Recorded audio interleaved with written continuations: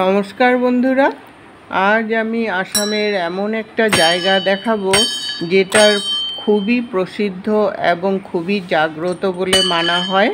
আর এখানে এমন একটা জিনিস দেখতে পাওয়া যায় যেটা হয়তো আপনারা কখনো জীবনেও এরকম একটা গাছ দেখেননি। ভিডিওটা স্কিপ না করে পুরো ভিডিওটা দেখার জন্য আপনাদের কাছে একান্ত অনুরোধ রইল। আশা করি আপনারা অনেক কিছু জানতেও পারবেন আর আপনাদের ভালোও লাগবে। আর কোনো দিন সুযোগ সুবিধা পেলে এখানে ঘুরেও যেতে পারবেন। আসুন তাহলে দেখে নিই আমি কোথায় আপনাদেরকে নিয়ে যাচ্ছি। আসামের গোলাঘাট ডিস্ট্রিক্টের বোকাখাত বলে একটা জায়গা আছে, ওই জায়গাতেই এই থানটা অবস্থিত। থান মানে মন্দির, আমাদের যেমন মন্দির বলি, ওদের অ্যাসামিজদের এটাকে থান বলে। কিছুদিন আগে এই থানেই আমরা সবাই মিলে গেছিলাম। গাড়ি থেকে নেমে এই জায়গাটা দেখছেন যে এই জায়গাতে আগে ব্রহ্মপুত্র ছিল। 1950 সালের ভূমিকম্পের পরে ব্রহ্মপুত্র এখান থেকে অনেক দূরে চলে গেছে। রাস্তার এক পাশে ব্রহ্মপুত্র ছিল আর রাস্তার আরেক পাশে এই থান।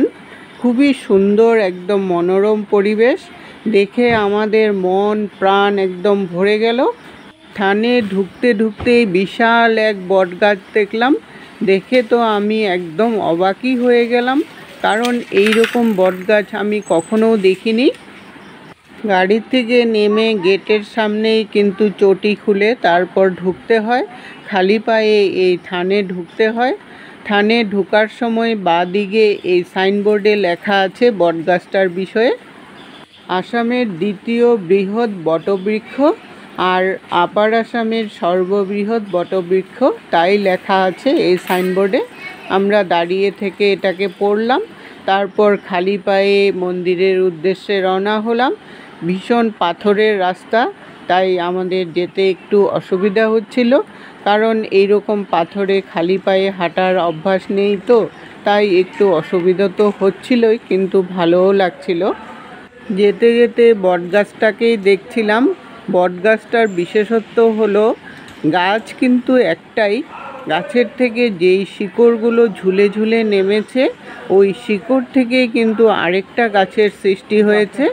আর প্রত্যেকটা গাছের গোড়ার মধ্যে কাপড় পেঁচানো, মানুষ হয়তো নানানভাবে মানসিক করে, পুজো করে, সেইভাবেই কাপড়ও পেঁচানো, সুতো বাঁধা, সেরকমভাবেই গাছগুলো আছে। আর প্রত্যেকটা শিকড়ের গোড়ার মধ্যেই গাছের সৃষ্টি হয়ে গেছে। একটা অদ্ভুত যেন লাগলো। মন্দিরের চারপাশে একদম খোলা জায়গা আর খালি পায়েই কিন্তু হাঁটতে হয়। খালি পায়ে যেতে যেতে এক জায়গায় জল দেখলাম, দেখে আমার খুবই ভালো লাগলো। চারদিকটা খোলা, আকাশের নিচে নানান ধরনের গাছগাছলাতে একদম ভরপুর। গরমের দিনে এখানে আসলে সেইরকম একটা গরম অনুভব হয় না, কারণ গাছগাছলাতে ভরা একদম ঠান্ডা পরিবেশ। কি যে আনন্দ লাগলো আর একদম শান্তিও লাগলো বসে থেকে। চারিদিকে অনেক দূর পর্যন্ত খোলা মাটি, একদম খোলা জায়গার মধ্যে একটা মন্দির। কি যে একটা অদ্ভুত, রাতের বেলায় যে কিভাবে থাকেন ওনারা, আমি তো সেটাই চিন্তা করছিলাম। খালি একটা বাড়ি আছে, ঠাকুরমশাইও এখানে থাকেন আর কমিটির জিনিসপত্র এখানে থাকে। কোনো অকেশান হলেই বাড়িটা ইউজ হয়, সেইভাবেই বানানো। চারিদিকে বিশাল বিশাল বড় বড় গাছ, গাছের নিচেই কিন্তু মন্দিরটাও ঢেকে পড়েছে। আর এই বট গাছেই কিন্তু মন্দিরটা ঢেকেছে। চারিদিকে একদম বট গাছটা এতটাই ছেয়ে গেছে যে মন্দিরের চালে পর্যন্ত বট গাছ এসে গেছে। এই বট গাছটা কিন্তু অনেক পুরনো, কিন্তু মন্দিরটা খুব একটা বেশি দিন হয়নি, বানিয়েছে 23 সালে।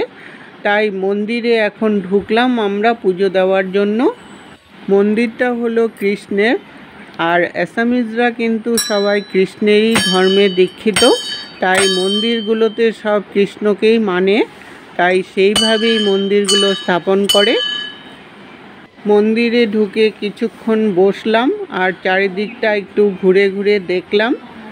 মন্দিরের চারদিকটা দেখাচ্ছি আপনাদেরকে, বটগাছটা একদম সামনে থেকে দেখাচ্ছি। দেখুন কি যে অদ্ভুত একটা বটগাছ, আমার দেখে যে এত ভালো লাগলো, একদম অবাক হয়ে তাকিয়ে অনেকক্ষণ দেখলাম বটগাছটাকে। মন্দিরের পুরোহিতকে জিজ্ঞেস করার পর জানতে পারলাম বটগাছটা নাকি কে একজন অনেক আগে লাগিয়েছিল, আর একটা বটগাছ থেকে এখন শিকড় থেকে অনেক বটগাছ হয়ে গেছে। এইভাবে শিকড় ঝুলে ঝুলে সমানে অনেক বটগাছের সৃষ্টি হয়ে গেছে। আর মন্দিরে এটা একটা ঢোল, সন্ধ্যা আরতির সময় এই ঢোল বাজানো হয়। এটা প্রত্যেকটা মন্দিরেই কিন্তু থাকে। আমরা এখানে বসে পুজোও দিলাম, আর দর্শনার্থীও ছিল, তাই একটু বসে অপেক্ষা করতে লাগলো।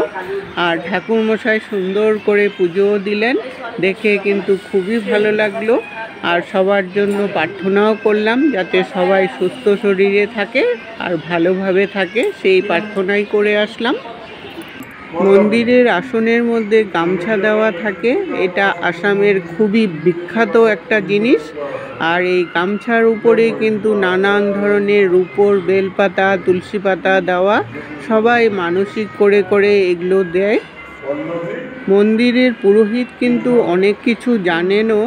উনি মানুষের নানান ধরনের সমস্যা নিয়ে যে আসে, ওই সমস্যারও সমাধান করে দেন। সেইভাবেই উনি বিখ্যাত হয়ে পড়েছেন।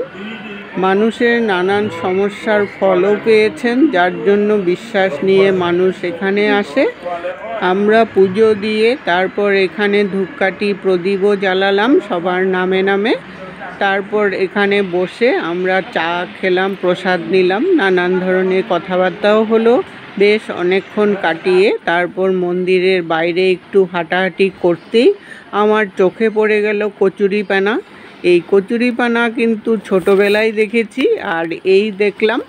এই কচুরিপানা দেখে আমার ছোটোবেলার স্মৃতি মনে পড়ে গেল। ছোটোবেলায় এই কচুরিপানা দিয়ে আমরা বাঁশি বাজাতাম।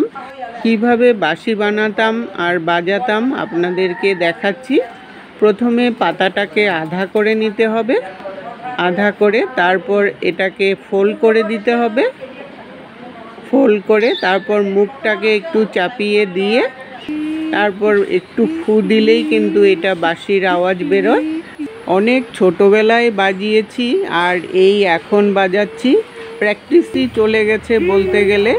কিন্তু আওয়াজ একটু বের হয়েছে, তথাপিও আগে হয়তো আওয়াজটা আরও বেরোতো, সেই তুলনায় আওয়াজটা কিন্তু খুব কমই বেরিয়েছে। হয়তো আর একটু প্র্যাকটিস করলে এটা ঠিক হয়ে যেত। বটগাছটার নিচে আলাদা করে একটা মন্দির স্থাপিত আছে, ওখানে নিত্য পূজা হয়। ওখানে অভিষেক করে দুপুরের ভোগ আরতিও হলো, ঠাকুরমশাই সব কিছু করলেন, আমরা দাঁড়িয়ে থেকে সব দেখলাম। আরতি যখন শেষ হলো তারপর মন্দিরও বন্ধ হলো। বন্ধ হওয়ার পর আমরা প্রণাম করে ওখানে বসে ভোগও খেলাম। ভোগ খাওয়ার জন্য আসন পেতে দেয়, এটা বাঁশের আসন। এটা অ্যাসামিজদের এইভাবেই কিন্তু ওরা ভোগ খাওয়ার জন্য পেতে দেয়। ওখানে সবাই মিলে বসে ভোগ খেয়ে কী যে আনন্দ লাগলো। নানান ধরনের কথাবার্তাও বললাম ঠাকুরমশাইয়ের সাথে আর ওনার ওয়াইফের সাথে। আর ওনার ওয়াইফেরও একটা বাচ্চাও আছে, তাই মজাও লাগলো বেশ কথা বলে। আমরা প্রসাদ খেয়ে তারপর বাড়ির উদ্দেশ্যে রওনা হলাম। ভিডিওটা আমি এখানেই শেষ করছি। আমার এই মন্দিরের ভিডিওটা আপনাদের যদি ভালো লেগে থাকে সবার সাথে শেয়ার করে দিবেন, যাতে সবাই দেখতে পারে। এতক্ষণ সঙ্গে থাকার জন্য আপনাদেরকে অসংখ্য ধন্যবাদ বন্ধুরা। আবার কোনো জায়গার নতুন জিনিস নিয়ে আমি আপনাদের কাছে হাজির হব।